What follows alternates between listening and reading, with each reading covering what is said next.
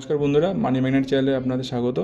আজকে আমি সুদীপ ফার্মার যে আইপিওটা যেটা আজকে লিস্টিং হবে, আজকে যেটা লিস্টিং না, আইপিওটা আজকে ডেট ক্লোজ হয়ে যাচ্ছে অ্যাপ্লাই করার, সেটা হচ্ছে 25 তারিখ আজকে। এবং সেটা নিয়ে এটা আপনাদের ইনফর্ম করে দিচ্ছি। আর এটা ওপেন হয়েছিল 21শে নভেম্বরে।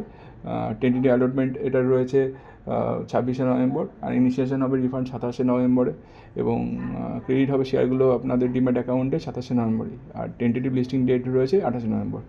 এই যে সুদীপ ফার্মার নিয়ে যদি একটু বলে দিই আপনাদের, ফেস ভ্যালু ছিল এটা 1 টাকা করে পার শেয়ারে, আর ইস্যু প্রাইস ছিল এটার 593 টাকা পার শেয়ার, এবং লট সাইজ ছিল 25টা শেয়ার পার লটে।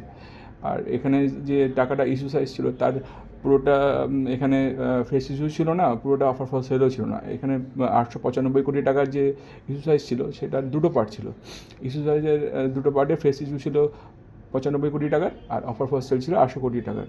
এবার আমি এটার যদি জিএমপি নিয়ে একটু ডিসকাস করি, যে গতকাল কত জিএমপি ছিল সেটা নিয়ে যদি বলি, দেখা যাবে যে জিএমপি সুদীপ ফার্মার 24 তারিখ মানে গতকাল জিএমপি একটু ডাউন ট্রেন্ডে ছিল 90 টাকা করে, এবং এস্টিমেটেড লিস্টিং প্রাইস দেখাচ্ছিল 15% গেইনের মতো, এবং এস্টিমেটেড প্রফিট দেখাচ্ছিল 2250 টাকা। এবং তার আগের দিন যদি দেখি সেটা আপ ট্রেন্ডে ছিল 121 টাকার, এবং 20% লিস্টিং প্রাইস প্রফিট দেখাচ্ছিল, এবং 3025 টাকার লিস্টিং প্রাইস প্রফিট দেখাচ্ছিল।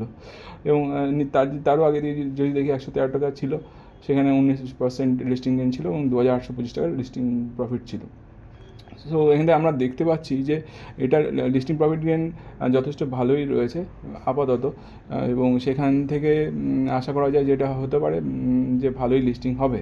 এবং সেখানে যদিও এই জিএমপি থেকে আমরা পুরোটা আমরা বলতে পারি না, তার জন্য আমাদের একটু সাবস্ক্রিপশন স্ট্যাটাসটা দেখতে হবে, এবং এই সাবস্ক্রিপশনে কত হয়েছে সুদীপ ফার্মার সেটা যদি আমরা দেখি, গতকাল পর্যন্ত সাবস্ক্রিপশন হয়েছে এর টোটাল কিউআইপি সেকশনে 0.13, এবং নন ইনস্টিটিউশনাল বায়োতে 12 টাইমস হয়েছে, বিগ এন আইয়ের ক্ষেত্রে 10 টাইমস, স্মল এনের ক্ষেত্রে 14 টাইমস, অ্যান্ড রিটেলের ক্ষেত্রে 5 টাইমস, আর ওভারঅলের ক্ষেত্রে 5.13 গুণ হয়েছে।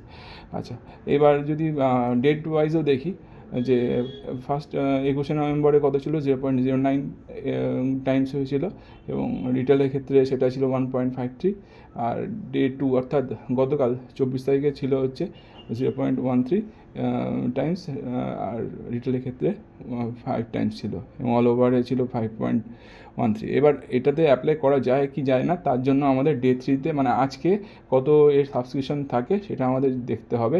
সেটা আমি আপনার জন্য আলাদা করে একটা ভিডিও বানিয়ে দেবো। সেই ভিডিওতে দেখে আশা করি বলা যেতে পারে, বা আমরা একটা আন্দাজ করতে পারি যে আইপিওতে কীরকম অ্যাপ্লাই করা যায় কি যায় না। তো সেই ভিডিওর জন্য আপনারা অপেক্ষায় ওয়েট করবেন আশা করি। ভিডিওটা কেমন লাগলো, এই ভিডিওটা এই পর্যন্তই।